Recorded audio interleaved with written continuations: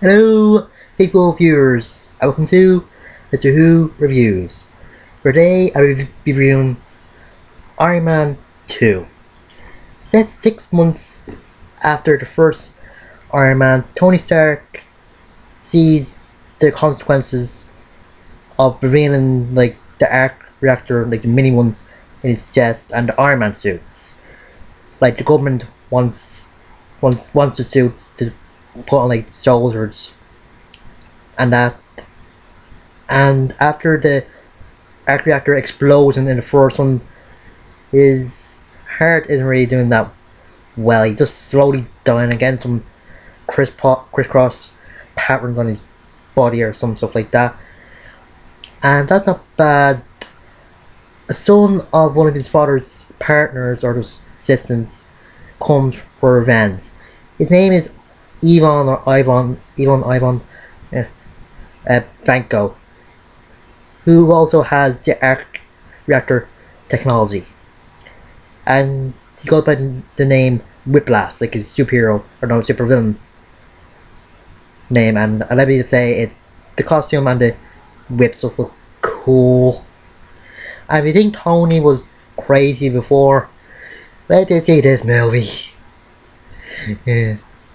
And again, a new actor to play Jim Rhodes, Dong Seedle or something. I think he's a bit better. He's a bit better. Actually, a lot better than the last guy. Like the chemistry between him and Robert Downey Jr. is just great, and I think he's going to play in the soldier type. And we get to see the War Machine armor in this, and it looks great. And there's sort of a mini or pseudo villain who named Justin Hammer.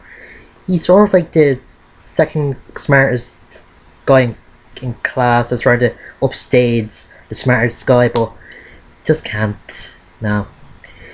And I really like the character. Just like that stereotypical weasel. Well, not businessman, but like a businessman. They just can't stand it. He's a bit of a kiss ass, if you ask me. Don't really like him. And let's see. I'm trying to think of it. Oh yeah, Tony's girlfriend. I'm trying to remember the name here. Pepper Potts. Sorry. It's the CEO of Tony's company since Tony made her CEO, but he finds that she can't really handle it and put too much stress on her, so she quits in the end. So, and there's a few more SEAL agents in this. That's Nick Fury, and I would say Samuel L. Jackson is just great. I don't care if people think he's just doing his normal role, like the badass leader or something. He is just great at the role. I just think it's fantastic. And Scarlett Johansson as Black Widow, otherwise known as Natasha Romanoff. I don't really know a lot about the Black Widow, like from comics or anything. I've seen her only in 2 cartoons, but I think she's doing okay with the role. Like the fight sequence when she's trying to find Ivan is just great, and I like the actors. Like the character and actors are very good. And Phil Coulson comes back in this.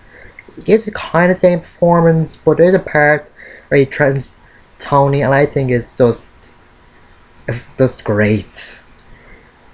And there's some bad moments in this, like the parts with Hammer and Ivo. I don't think it really needs them. It's just boring. And the part where Tony is having a like celebrating his birthday and it's in an Iron Man suit, and that's bad. But the part where he's fighting Rhodes is kind of good. And we find out a bit more about Tony's father in this.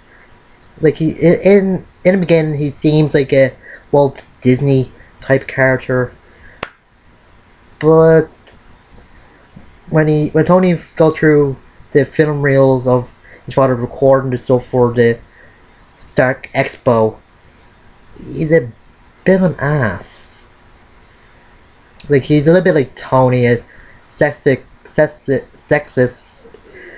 playboy who just has a big ego.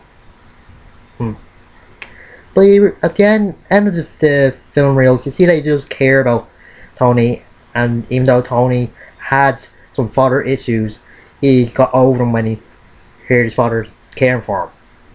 So, good. What else? The music in it is just great. The two AC/DC songs, beginning and end. I got into AC/DC. Well, I'm not really in, like, I don't collect any CDs or anything, but I started liking AC/DC because of the Iron Man movies. So, glad to hear them.